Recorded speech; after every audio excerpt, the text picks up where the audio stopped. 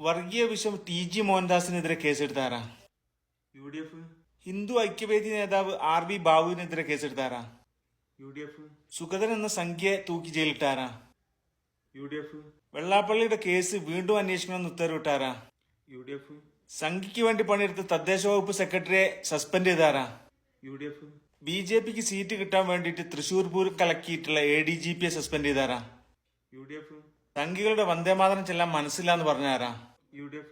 VD സവർക്കറെ ചോദ്യപേപ്പറിൽ കൊണ്ടുവന്ന് സംഘി അധ്യാപകനെ suspend ചെയ്താരാ? UDF. TG മോഹൻദാസിന്റെ വീട്ടിൽ 10 വർഷത്തിന് ശേഷം കയറിയ പോലീസ് ആരാ? രമേശ് ചെന്നിത്തലന്റെ പോലീസ്. ഏത് UDF? ആരെ പോലീസ്?